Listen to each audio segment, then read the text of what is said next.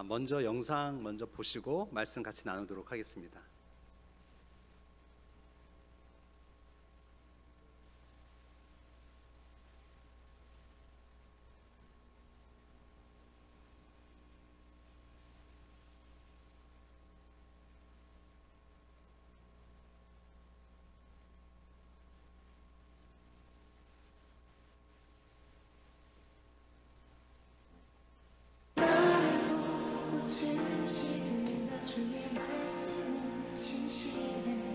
실수가 없으신 주만 바라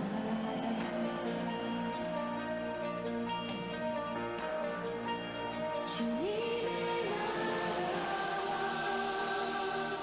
뜻이 나의 삶 속에 임하시며 주님 알기를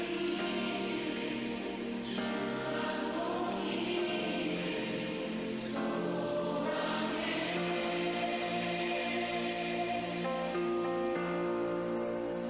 보기를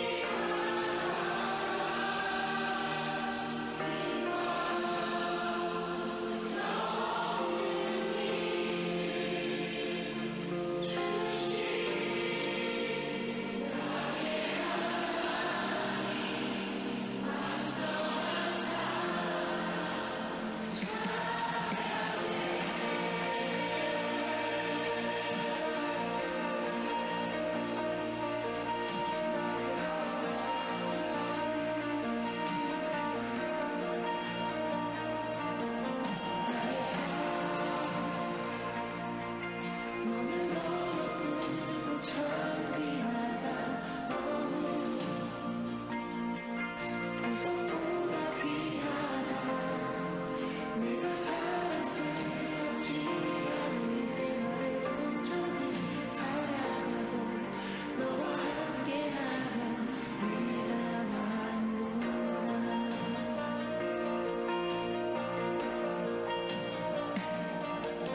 주의 사랑 이 사랑은 결코 변치 않아 모든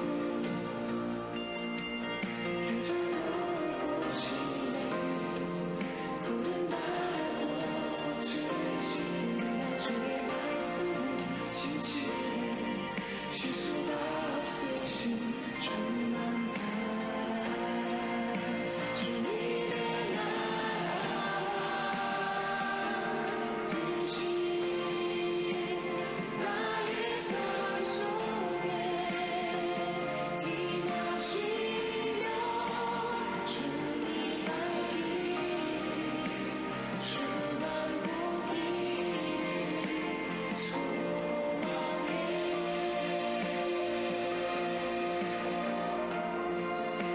거룩히 살아갈 힘과 두려움 없는 믿음 주신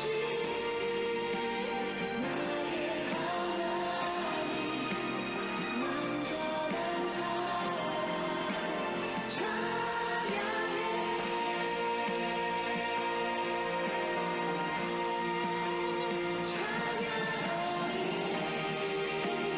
만군의 주 영원히 함께 하시네 존귀하신 사랑의 왕 영원히 통치하시네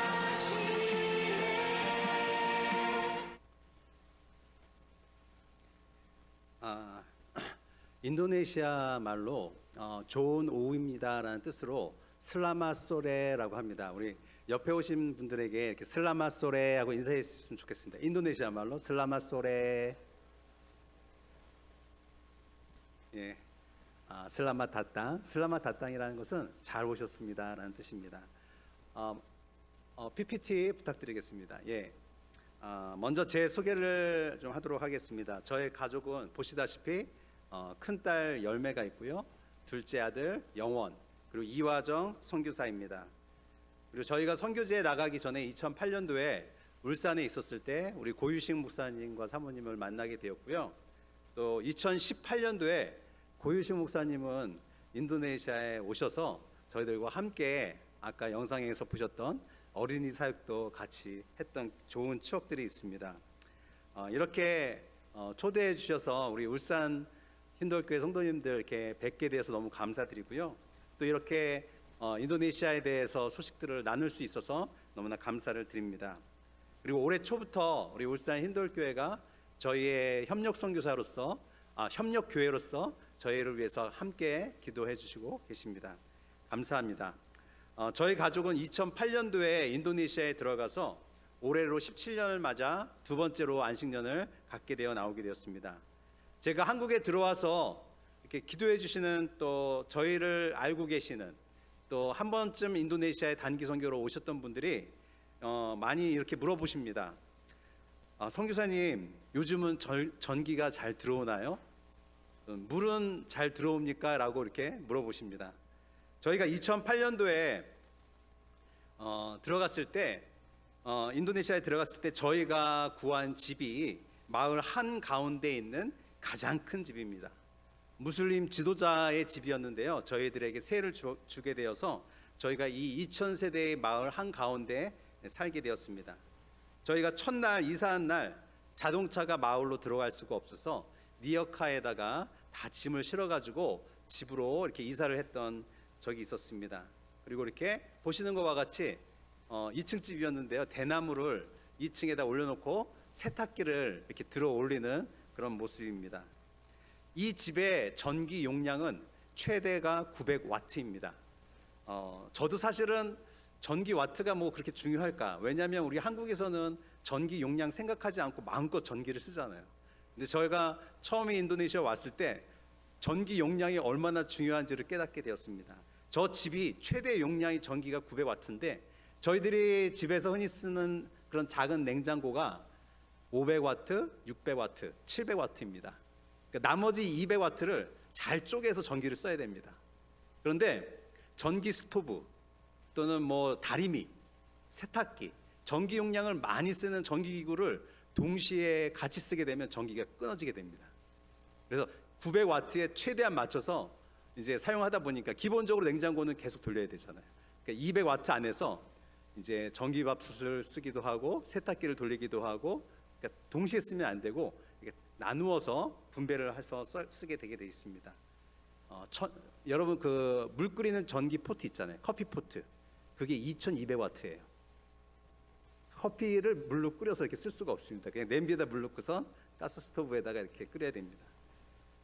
한 번은 제가 따뜻한 물로 좀 샤워를 하고 싶어서 전기 온수기를 구했습니다. 그래서 전기 온수기를 집에다 딱 달고 이제 딱 코드를 꽂았는데 다행히 저희가 집에 있는 동안에 그 전기 코드에서 불이 났었습니다.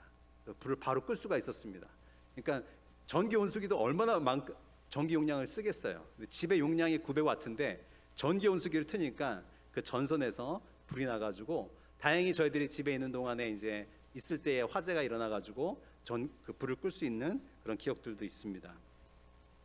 또 전기가 한번 나가게 되면 보통 한 2-3시간 정도 나가게 되고요. 어떨 때는 또 뭐 하루 이틀 전기가 들어오지 않을 때도 있습니다.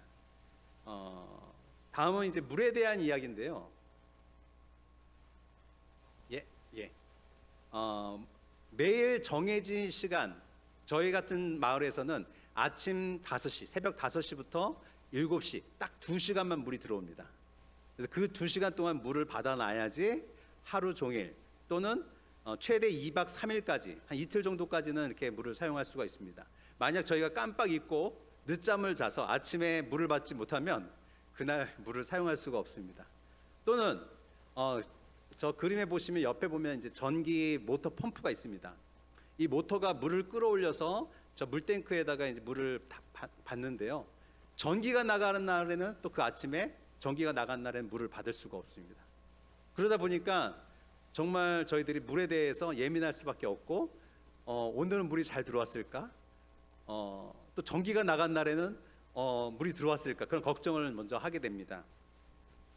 한 번은 일주일 동안 물이 안 들어온 적이 있었습니다. 전기도 나가고 물도 안 들어오고. 그래서 저희들이 일주일 동안 이제 물 없이 이제 생활하게 되었는데요. 저는 물이 얼마나 귀중한지를, 한국에서는 뭐 수돗물이고 어느 물이건 이렇게 물이 깨끗한 물이잖아요. 근데 일주일 동안 물이 안 들어오다 보니까 죄송한 말씀이지만 화장실에 배설물이 쌓여가지고 온 그 냄새가 집안에 가득하게 되고요. 또 온 파리와 모기들이 다 달려들어요. 샤워도 못하죠. 또 청소도 못하죠. 정말 때로는 이게 사는 게 아닌, 정말 우울감과 이 무력증이 들 때가 참 많이 있었습니다. 그런데 이런 생활도 몇 년이 지나면 적응이 되더라고요. 요령이 생기더라고요. 노하우가 생겨서 어느 정도 해결하기도 합니다. 근데 많은 분들이 이러한 상황들을 아시다 보니까, 또 실제로 인도네시아 와서 경험해 보다 보니까 이렇게 걱정 어린 말로 이렇게 염려해 주시고 위로해 주시고 이렇게 말씀해 주시, 기도해 주셨던 것입니다. 그러나 또 사실 보면 선교사들에게 가장 힘든 것은 음식이나 문화나 언어, 환경 뭐 이런 것들도 될 수가 있지만, 사실 이런 것들이 불편하긴 합니다. 그러나 이 모든 불편함을 그리스도와 복음을 위해서 겪는 고난이라고 생각을 하면 어떨 때는 무용담이 되기도 하고요, 또 훈장 같기도 합니다. 그러나 이런 일들이 힘들기는 했어도 눈물을 흘리며 하나님께 매달릴 정도는 아니었습니다. 솔직하게 말씀을 드리면 사실 가장 힘들었던 것은 사람이었던 것 같습니다. 관계였습니다. 사람은 누구나 관계 안에서 갈등을 겪습니다. 물론 그 관계 안에서 위로도 받고 또 사랑도 받기도 하지만, 또 사람을 통해서 상처를 받기도 하는 것 같습니다. 선교사도 예외는 아닌 것 같습니다. 선교사가 영적 그 최전선에서 싸우는 군사이지만, 치열한 영적 전쟁터에서 자기 몸 하나 가누기 힘들 때도 참 많습니다. 항상 긴장 상태에 있습니다. 그러기에 하나님의 은혜가 아니면 정말 한순간에 무너질 수 있는, 깨지기 쉬운 그런 질그릇과 같은 존재인 것 같습니다. 그러므로 이러한 영적 전쟁터에서 가장 필요한 것은 바로 중보기도입니다. 여러분들이 선교지를 위해서, 또 우리 선교사를 위해서 기도해야 하는 이유가 여기에 있는 것 같습니다. 여러분의 기도가 너무나 큰 힘이 됩니다. 마찬가지로 이 자리에 모여 예배드리는 여러분 모두가 하나님의 자녀이며 하나님의 뜻에 따라서 이곳에 힌돌교회가 세워진 줄 믿습니다. 그리고 하나님은 여러분들이 이 지역의 잃어버린 영혼들을 구원하도록 복음을 전하는 선교사로 여러분을 여기에 부르신 것을 믿습니다. 그러므로 여러분은 선교사입니다. 그리고 선교사가 되어야 합니다. 그리고 여러분이 있는 바로 이곳이 선교지입니다. 여러분의 가정이, 또 여러분의 일터가, 여러분의 학교가, 심지어 여러분이 섬기는 이 교회가 치열한 영적 전쟁이 일어나는 선교지라는 것입니다. 우리의 눈을 열어서 또 우리 주변의 치열한 영적 전쟁 가운데 있는 우리의 성도가 누구인지를 우리가 생각해 보셨으면 좋겠습니다. 때로는 목사님이 될 수 있고요, 사모님, 장로님, 권사님, 심지어 새로 등록한 새 가족들도 이 치열한 영적 전쟁터에 있는 그런 성도일 수 있습니다. 사랑과 관심으로 이들을 위해서 중보기도로 함께 격려와 위로를 나누는 우리 울산 흰동교회가 되기를 축복합니다. 제가 사역하는 인도네시아는 많은 섬으로 이루어져 있습니다. 대략 17,000개의 섬으로 이루어져 있고요. 자신의 언어와 문화를 가진 종족만 해도 300개의 종족이 넘습니다. 지도에 보시는 것처럼 수마트라 섬과 칼리만탄 섬과 자와 섬, 술라웨시 섬, 말루쿠 섬, 되게 다양한 큰 섬들이 있습니다. 이렇게 빨간 동그라미로 칠해져 있는 곳이 바로 저희가 있는 남부 수마트라라는 섬입니다. 이 남부 수마트라에만 해도 이 크리스찬들이 2%가 안 됩니다. 그러다 보니까 많은 미전도 종족들이 있습니다.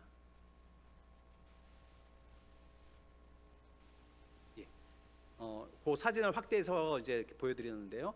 남부 수마트라는 섬에 저기 보이시면 글자가 잘 안 보이시겠지만 이 글자가 있는 것들이 다 종족들입니다.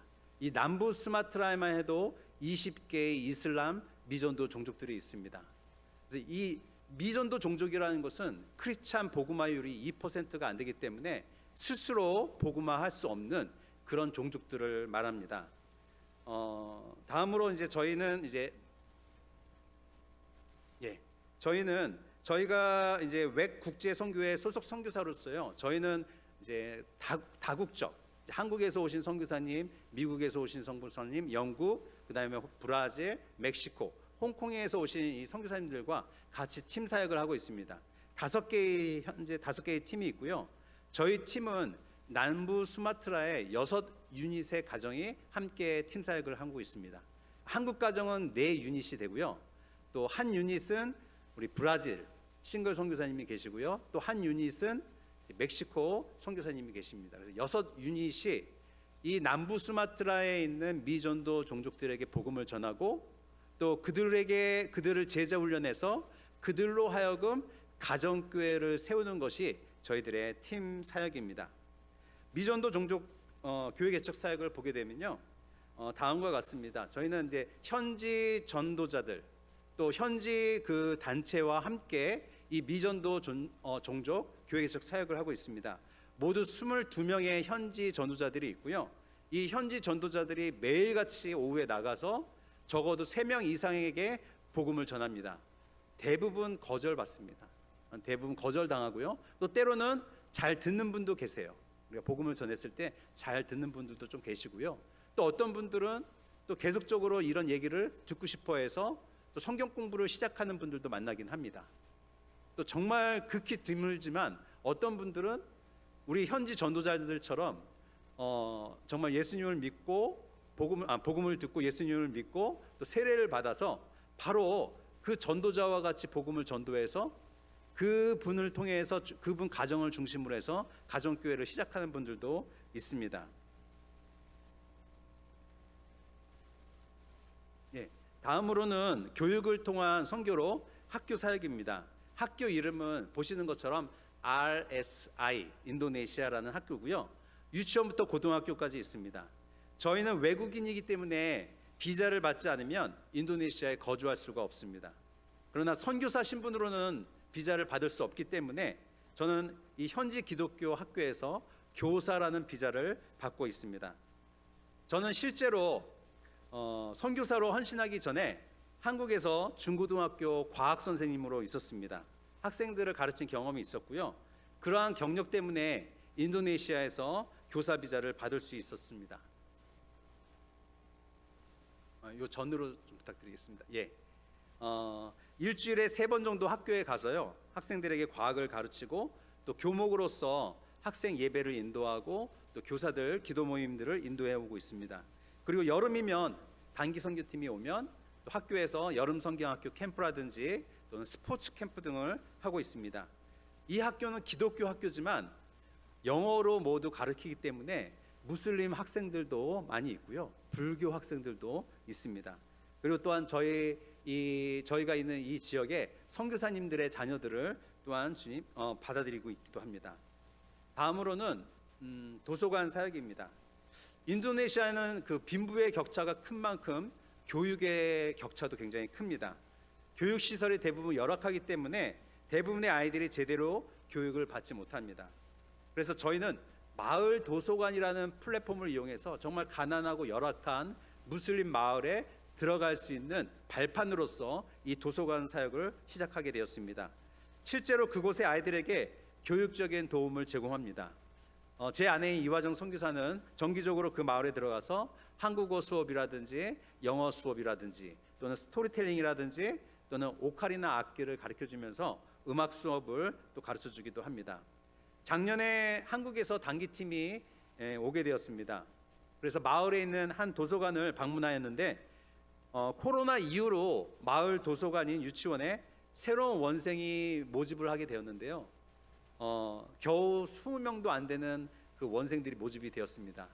근데 저희들이 이제 이 어린이집이 마을 도서관도 함께 하고 있었는데 저희들이 이제 그 마을 도서관을 방문하게 되었고요. 또 한국에서 단기팀이 오게 되어서 이 친구들이 마을에서 또 여러 가지 이렇게 공연들을 하게 되었습니다. 그때 이제 마을 사람들이 한 번도 외국 사람들, 특히나 한국 사람들은 자신의 마을에 온 적이 없는데 한국 사람들이 온다는 이야기를 듣고 마을 사람들이 다 모이게 되었습니다. 그래서 저희들의 어떤 그냥 마을 사람들의 마을 잔치가 되어버리게 되었습니다. 그 이후로 저희가 다녀간 후로 그 유치원은 바로 그 다음 날에 50명의 새로운 원생이 모집되었다고, 정말 고맙다고 내년에도 또 와주면 안 되겠냐는 그런 부탁을 받기도 했습니다. 예, 다음으로는 섬 사역입니다. 스피드보트를 타고 한 40분을 이 강을 따라 들어가게 되면 다양한 종족들이 사는 마을들이 있습니다. 그곳에도 저희들이 마을 도서관을 세웠고요, 정기적으로 방문하여 아이들을 교육하는 사역을 하고 있습니다. 이렇게 도서관 사역을 하다 보면요, 때로는 좀 많은 고민에 있고 어려움에 있는 많은 학생들을 만나게 됩니다. 또 그들의 고민을 들어주고 복음을 전하기도 합니다. 그리고 그들의 가정을 방문해서 또 복음을 전하기도 합니다. 예, 다음 슬라이드 부탁드립니다. 예, 이 학생은 초등학교 때 도서관에서 제 아내를 만났다가 코로나 이후 이제 중학교가 되어서 제 아내와 또 다시 한번 상봉하게 되었습니다. 그때 되게 많이 고민이 있었고 어려움이 있었는데 제 아내가 이제 예수님이라는 친구를 이 다사라는 이 학생에게 소개해 주면서 이 다사가 마음문을 열고 또 복음을 받아들이게 되었습니다. 그래서 계속적으로 제 아내와 만나게 되었고요, 또 그 가운데 이 다사가 다사의 집을 방문하게 되었고 그 다사의 엄마, 그 엄마에게도 또 복음을 전하게 되었습니다. 이 다사의 엄마와 이 다사의 여동생이 정말 복음을 듣게 되고 또 하나님의 말씀을 들으면서 계속 이런 말씀을 듣고 싶다는 부탁을 듣게 되었습니다. 그래서 그 마을에서는 말씀을 나누기가 좀 조심스러워서 저희 집으로 매달 불러서 같이 저녁 식사도 하고 또 같이 성경 공부도 하게 되었습니다. 저희가 바라기는 이 다사의 엄마와 다사의 동생이 정말 온전히 정말 주님을 아는, 또 주님의 그런 어떤 자녀가 되는, 또 세례를 받는 그러한 가정이 되기를 기도하고 있습니다. 다음으로는 여성 교도소 사역입니다. 한 번은 저희가 다니고 있는 현지 교회 목회자 목사님과 사모님이 이런 부탁을 좀 하셨습니다. 정기적으로 교도소를 방문하게 되는데, 여성 교도소를 방문하게 되는데 이 여성 교도소에 가서 같이 예배를 드려줄 수 있느냐는 부탁을 받게 되었습니다. 그래서 코로나 이후로 제 아내 이화정 선교사는 정기적으로 이제 이 여성 교도소를 방문해서 또 예배를 드리고 찬양을 드리고 말씀을 드리고 말씀을 나누고 또 복음을 전하는 사역을 하고 있습니다. 참 감사한 것은 다양한 죄를 짓고 교도소에 들어왔지만 출감한 후에 저희 현지 교회에 와서 예배를 드리는 또 몇몇 우리 성도들 몇몇 그런 분들도 만나게 되었습니다. 인도네시아는 매우 흥미로운 국가입니다. 이슬람 국가는 아니지만 세계에서 무슬림 인구가 가장 많은 나라이기도 합니다. 또한 모든 국민이 6개의 종교를 반드시 가져야 합니다. 이슬람교, 이슬람, 기독교, 카톨릭, 불교, 유교, 힌두교, 이 6개의 종교 중에서 의무적으로 반드시 하나를 가져야 되고요. 그리고 그 자신이 선택한 그 종교가 그 자신의 그 주민등록증에 이렇게 표기가 되어 있습니다. 다시 말해서 1인 1종교, 모든 국민은 반드시 하나의 종교를 가지고 있어야 합니다. 만약 종교가 없으면 안 됩니다. 무조건. 그러다 보니까 저희가 1998년도에 IMF가 터졌을 때 많은 중국계 인도네시아인들이 있었습니다. 그때 정부가 강압적으로 반드시 하나의 종교를 가져야 한다고 해서 많은 중국계 인도네시아인들이 또 크리스찬으로 개종하기도 했습니다. 전체 인구는 보시는 것과 같이 2억 8천만 명입니다.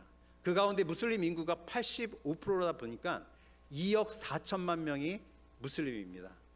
그리고 기독교 인구는 한 10% 정도가 되는데 2,400만 명입니다.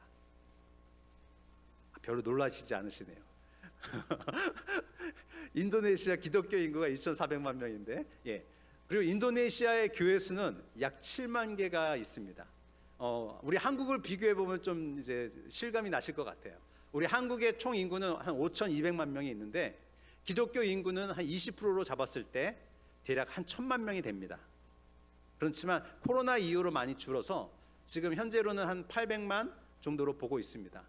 그리고 교회의 수는 약 4만 개입니다. 인도네시아가 선교지인데 인도네시아 크리스찬 인구가 더 많아요. 2,400만 명에다가 교회 수도 더 많아요. 7만 개. 그러나 반면에 파송 선교사를 보게 되면 인도네시아에서는 300명의 선교사를 파송했지만 우리 한국은 파송 선교사가 22,200명입니다. 이런 데이터를 보게 되면 정말 많은 선교 전문가들이 앞으로 향후 10년 안에 하나님께서 인도네시아 교회를 사용하지 않을까 그렇게 기대하고 있습니다. 저희 단체에는 국제 동원 선교팀이 있습니다.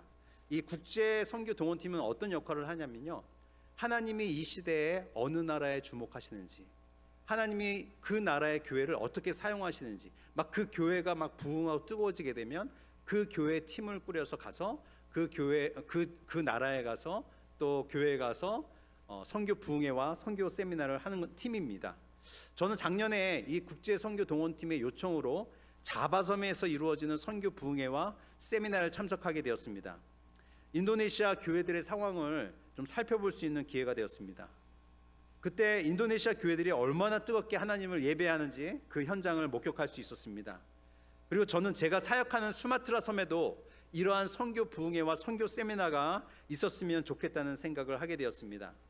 그리고 수마트라 섬에 있는 우리 현지 교회 목회자님들과 또 전도자들을 만나면서 그들의 교회가 선교적인 교회가 되고 싶어하는 열정을 볼 수 있었습니다. 자바섬에 있는 교회들과는 달리 저희 이 남부 수마트라 섬에 있는 교회들은 교회 규모가 매우 작습니다. 그래서 저 개인적인 생각으로는 아직은 이 작은 교회들이 선교사를 파송하기는 때가 이르다라고 생각을 하였습니다. 그러나 하나님께서는 이런 마음을 저에게 주셨습니다. 하나님의 때와 너의 때가 다르며 하나님의 방법과 너의 방법이 다르고 또 하나님의 시간과 너의 시간이 다르다는 것을 깨닫게 되었습니다. 또한 우리 한국교회의 역사를 보게 되더라도 한국교회가 시작할 때부터 선교적인 교회였던 것을 깨닫게 되었습니다. 하나님은 잃어버린 영혼을 구원하기 위해서 예수님을 이 땅 가운데 보내주셨습니다. 그리고 예수님은 온 세상 가운데 복음을 전하기 위해서 제자들을 삼으시고 그 제자들을 통해서 교회를 세우신 것이었습니다. 교회가 존재하는 이유는 바로 선교입니다. 즉 잃어버린 영혼을 구원하기 위해서 땅끝까지 복음을 전하기 위해서 교회는 존재하는 것입니다. 그러므로 인도네시아의 복음 전도는 외국인 선교사가 아니라 바로 인도네시아 현지 교회들을 통해서 복음화가 이루어져야 합니다. 그래서 저희 팀은 선교 대회와 선교 부흥회가 남부 수마트라에서 열 수 있도록 기도를 하게 되었습니다. 모든 일은 일사천리로 진행이 되었고요. 남부 수마트라에는 작은 많은 교회들이 서로 연합해서 같이 이 선교 부흥회와 선교 세미나를 하게 되었습니다. 그래서 지난 4월 20일부터 5월 2일까지 2주에 걸쳐서 4개의 도시와 2개의 신학교에서 선교 세미나와 선교 부흥회를 가지게 되었습니다. 여러분들이 지금 보시는 그 포스터가 각 지역에서 이루어졌던 선교 부흥회와 선교 세미나입니다. 선교대의 마지막 도시는 쭈룹이라는 곳이었습니다. 저희가 이 도시에 선교대회를 가지게 된 동기는 저희 웩 선교사님들이 1950년도에 인도네시아에 왔을 때부터 시작이 됩니다. 다음 슬라이드. 여기에 보시면 두 분의 싱글 선교사님, 한 분은 호주 선교사님이시고 한 분은 뉴질랜드 선교사님이십니다. 이분들이 1950년도에 아까 인도네시아의 칼리만탄 섬에 오게 되었습니다. 그때 1951년에 패기 선교사님이라고 아까 방금 전에 보셨던 그 남자 싱글 선교사님의 애인이었습니다. 약혼자였어요. 근데 이 남자 선교사님이 너무나 이 선교에 대한 열정이 크다 보니까 먼저 인도네시아 오게 되었고요. 그 다음에 패기 선교사님이 따라서 칼리만탄에 들어오게 되었습니다. 그 남자 선교사님이 그 당시에 만들었던 그 배를 타고 그 칼리만탄이라는 그 숲속으로 들어가게 해서 선교가 시작이 되었습니다. 다음 슬라이드 부탁드립니다. 그 다음에 1952년에 그 프레드 힐 선교사님과 패기 선교사님이 그 칼리만탄에서 결혼을 한 사진입니다. 예, 요 사진은요, 네 분의 선교사님이 1953년에 이제 칼리만탄 섬에 있다가 요 네 선교사님이 한 팀을 이루어서 저희가 있는 남부 수마트라 섬, 그 쭈룹이라는 지역에서 선교 사역을 시작하게 되었습니다. 학교를 세웠고요, 또 병원을 세우고 또 가정교회를 시작하게 되었습니다. 예. 이 사진이 바로 그 쭈룹에서의 사진입니다. 1953년 쭈룹에서 성탄 행사를 마치고 거기에 있는 현지 사람들과 선교사님들이 같이 찍은 사진입니다.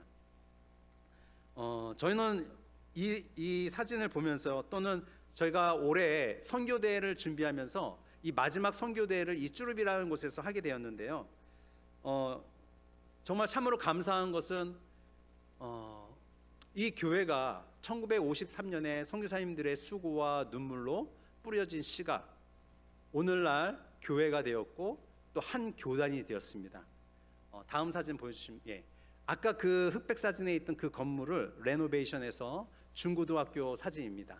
그 다음 사진 보여드릴게요. 예. 그 학교 바로 옆에 바로 이 교회입니다. 처음에는 학교와 병원으로 시작해서 1953년에 그래서 작은 가정교회가 시작이 되었습니다. 작은 가정교회들이 모여서 하나의 교회를 이루게 되어서 이러한 교회가 되었고요. 이러한 교회가 여러 군데 생기면서 하나의 교단을 형성하게 되었습니다. 이 교회는 올해로 71주년으로 이 지역에서 가장 오래되었고요. 이미 스스로 자립하였기 때문에 저희 팀은 이 교회를 현지 목회자와 또 현지 성도들에게 리더십을 완전히 이양하고 떠나게 되었던 것입니다. 그리고 저희는 또 다른 미전도 무슬림 정족들에게 복음을 전하고 가정교회를 세우기 위해서 그렇게 초점을 맞추고 있습니다.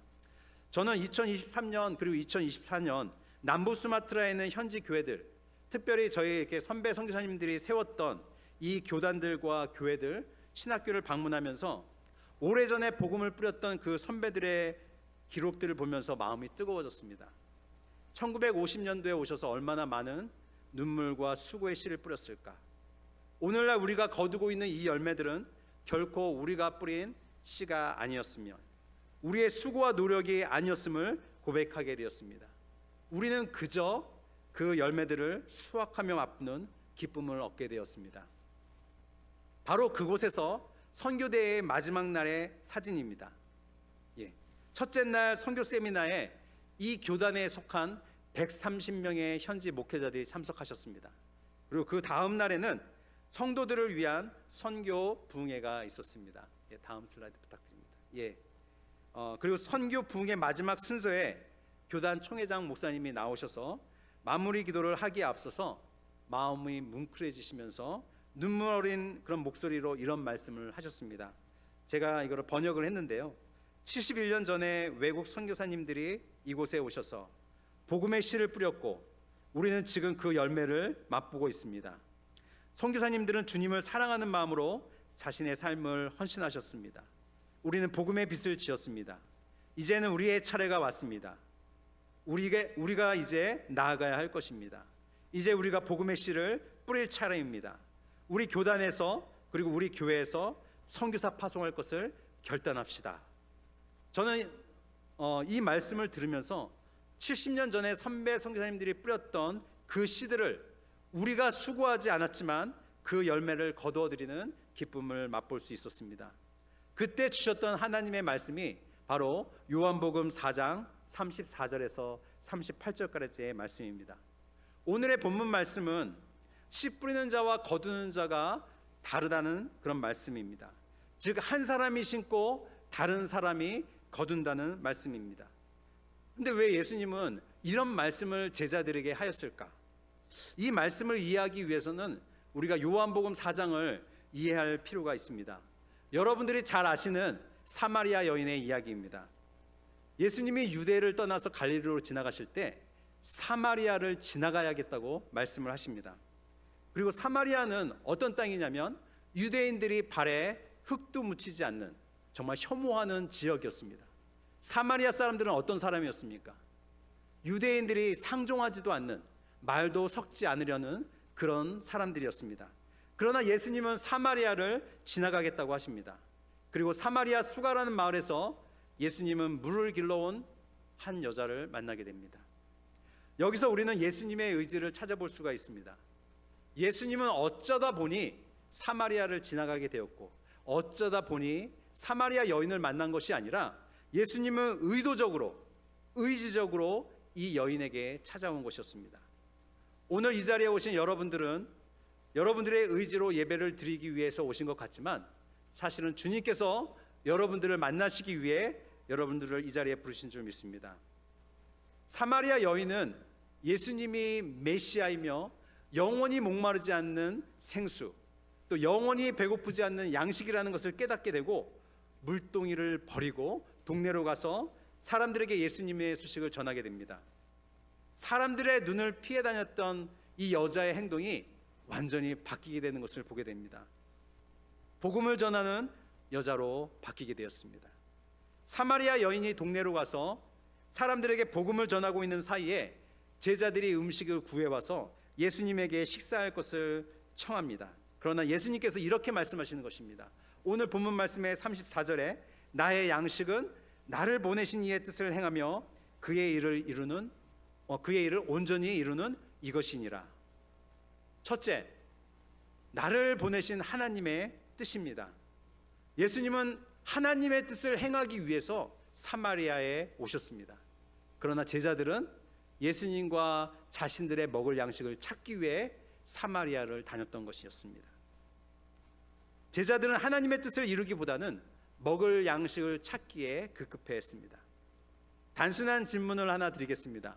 여러분들은 살기 위해 먹습니까? 아니면 먹기 위해 살아가십니까? 어떨 때는 우리가 삶의 목적과 방법이 뒤바뀔 때가 종종 있습니다. 제 자신을 봐도 그렇습니다. 하나님의 나라를 위해서, 잃어버린 영혼 구원을 위해서 인도네시아를 섬기겠다고 인도네시아에 왔지만 그 사역의 본질은 잊어버리고 사역이 목적이 되어서 하나님이 나를 부르신 그 궁극적인 목적은 잊어버리고 하나님의 일이 아니라 나 자신의 양식을 위해 살아가고 있는 것을 보게 됩니다. 이처럼 우리는 얼마나 어리석습니까?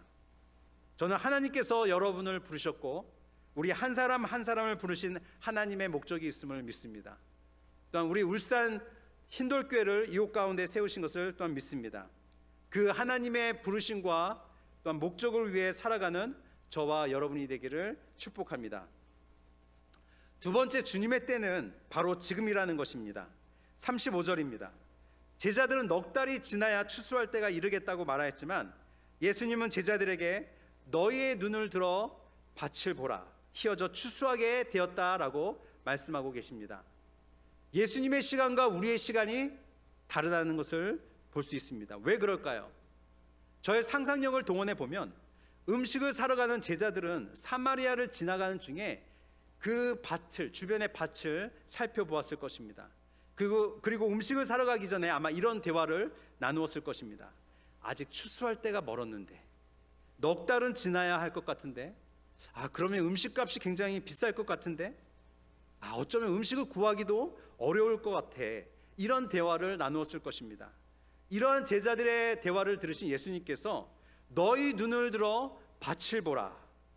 예수님이 보시는 밭과 제자들이 보는 밭이 달랐습니다. 이것은 예수님의 비전이라 할 수 있습니다.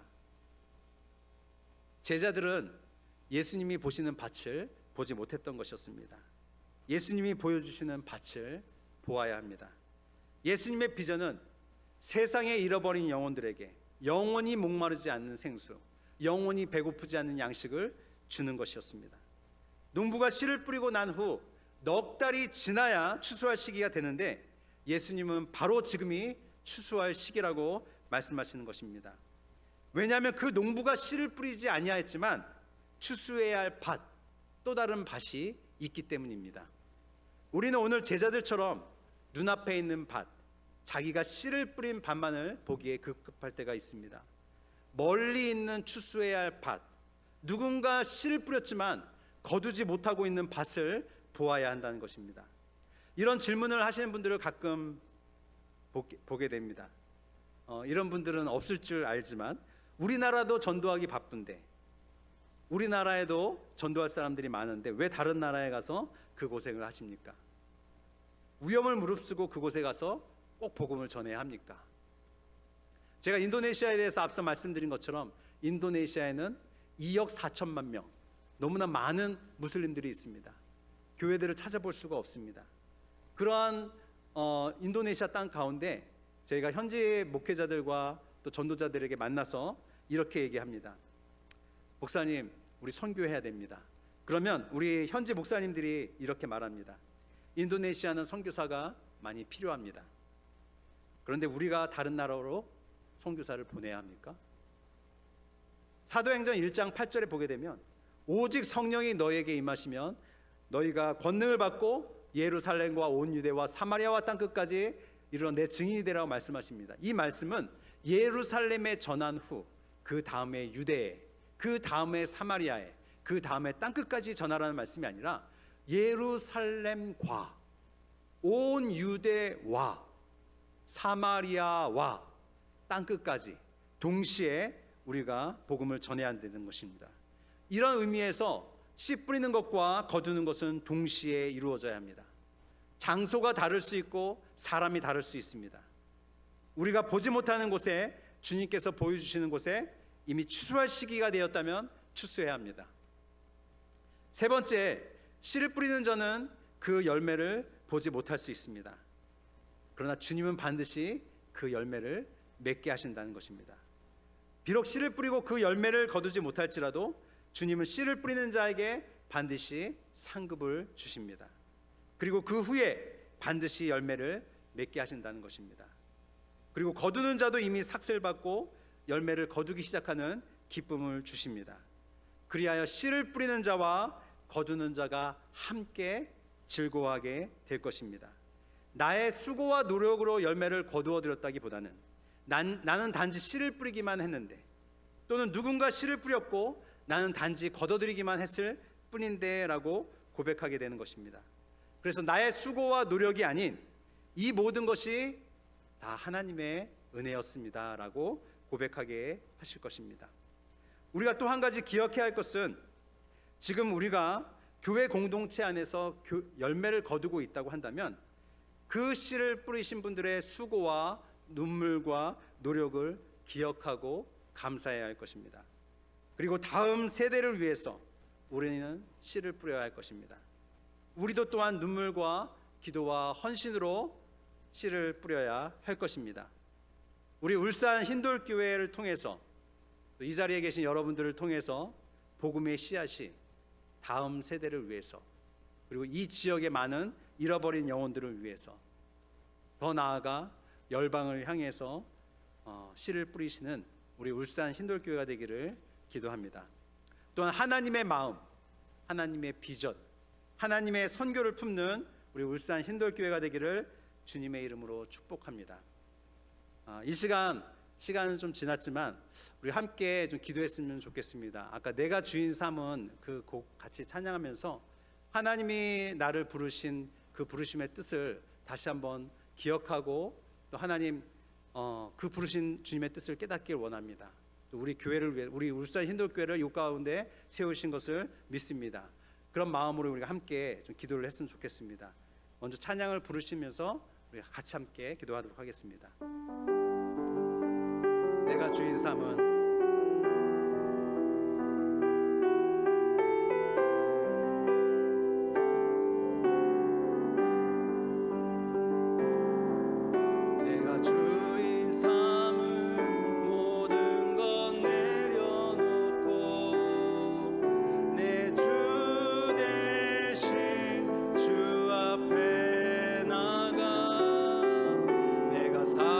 사랑했던 모든 것